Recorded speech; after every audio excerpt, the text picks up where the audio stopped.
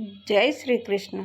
આજે હું બનાવીશ અળવીના પાનનો નાસ્તો, જે જલ્દી બનીને તૈયાર થઈ જાય છે અને પાતરા ટાઈપ પણ ખાવામાં લાગે છે અને ખાવામાં તો ખૂબ જ સ્વાદ લાગે છે। તો મેં અહીંયા અળવીના પાન 9 થી 10 પાન લઈ લીધા છે। તેને સરખી રીતે ધોઈ લીધા છે।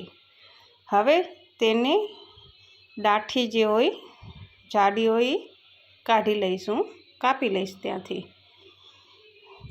જે જાડું પાન હોય તેનો આપણે આવી રીતના કટિંગ કરી લેવાનું અને હવે તેનો રોલ વાળીને આપણે ઝીણા સમારી લઈશું પાનને, અળવીના પાનને। હવે આવી રીતે ઝીણા ઝીણા આપણે સમારી લેવાના। હવે આપણા પાન કટિંગ થઈ ગયા છે એટલે આપણે બીજા પાન પણ તેવી જ રીતે કટિંગ કરી લઈશું।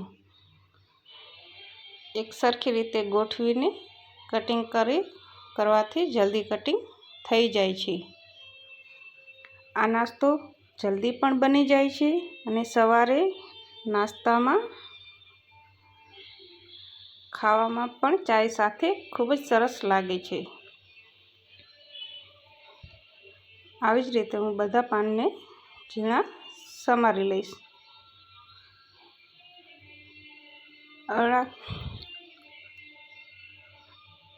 આ નાસ્તો પાતરા ટાઈપ લાગે છે, અળવીના પાતરા બને એવી રીતે આ જલ્દી બનીને તૈયાર થઈ જાય છે।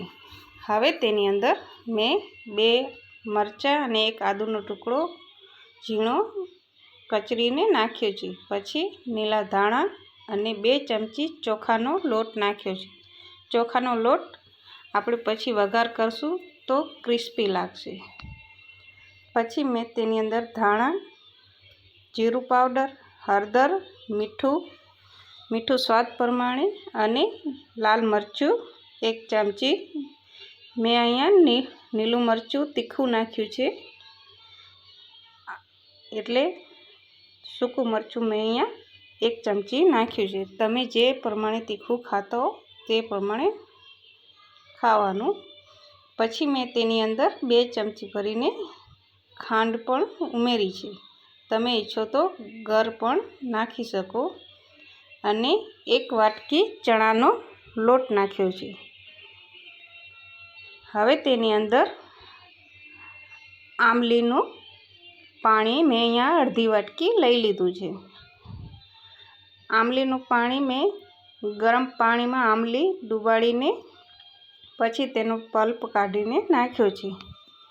હવે મેં અહીંયા અડધા ગ્લાસથી પણ ઓછું પાણી અહીંયા આ બેટરમાં નાખ્યું છે પાનની અંદર। આની અંદર પાણી ઘણું નથી જોતું। હવે તેની અંદર અહીંયા 2 ચમચી તેલ નાખીશ। આની અંદર હું ખાવાના સોડા કે એવું કાંઈ ઈનો કે એવું કાંઈ નથી નાખતી। હવે એક પ્લેટમાં તેલ લગાવીને તેની અંદર આ બેટર નાખી દઈશું આપણે। આપણું બેટર એકવાર ફરીથી તેલ નાખ્યા પછી હલવી લેવાનું અને પછી પ્લેટમાં પાથરવાનું। હાથેથી હલાવશો તો ખૂબ સરસ રીતે બધું મિક્સ થઈ જાય છે। હવે આપણે પ્લેટમાં સરસ રીતે પાથરી લઈશું। થોડુંક જાડું જ રાખવાનું તો આપણે આ નાસ્તો ખાવામાં સારો લાગે। હવે આપણા પ્લેટમાં પાથર્યા પછી તેની ઉપર તલ નાખીશું। તમે તલ ના નાખો તોય પણ ચાલશે, વઘારમાં નાખી શકો છો, પણ હું અહીંયા તલ ઉપરથી નાખું છું તો દેખાવ સારો આવે છે। હવે અહીંયા પાણી ગરમ કરવા મેં મૂકી દીધું હતું। તેની અંદર આપણે 6 થી 7 મિનિટ માટે થવા દઈશું। જેવી રીતે આપણે ઢોકળા મૂકી તે રીતે જ આપણે તેને મૂકવાનું છે। હવે આપણે 6-7 મિનિટ પછી ચેક કરી લઈશું તો અહીંયા આપણું નાઈફથી સરસ રીતે ક્લીન આવે છે। તો આપણા અળવીના પાનનો નાસ્તો તૈયાર થઈ ગયો છે। હવે આપણે તેને વઘાર કરવા માટે એક કઢાઈમાં 2 ચમચા તેલ નાખીશું। પછી આપણે તેલ ગરમ થાય ત્યાં સુધી અળવીના પાનનો નાસ્તાને કટિંગ કરી લઈશું, એટલે પીસ પાડી લઈશું। પીસ પાડ્યા પછી તેને આપણે કાઢી લઈશું। આને થોડીક ઠંડુ થયા પછી જ તમે પીસ પાડજો તો પીસ સરસ રીતે પડી જાય છે। હવે વઘારમાં તલ અને લીમડો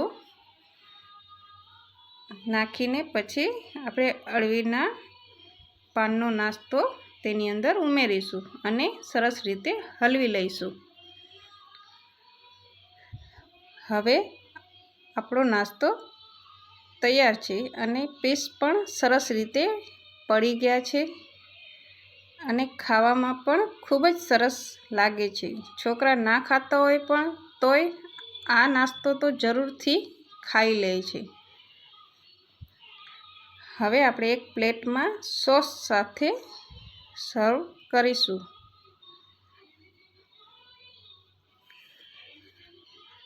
તમે જોઈ શકો છો, હું તોડીને પણ તમને બતાવી દઉં, તે અંદરથી ખૂબ જ સરસ રીતે ચડી ગયા છે। મારા વિડીયોને લાઈક, શેર અને સબસ્ક્રાઈબ જરૂરથી કરી આપજો। બેલ આઇકનને પણ જરૂરથી દબાવી દેજો અને કમેન્ટ જરૂર કરજો તમે કઈ રીતે અળવીના પાનનો નાસ્તો બનાવો છો અને કેવી રીતે બનાવો છો તે પણ મને જરૂરથી કહેજો।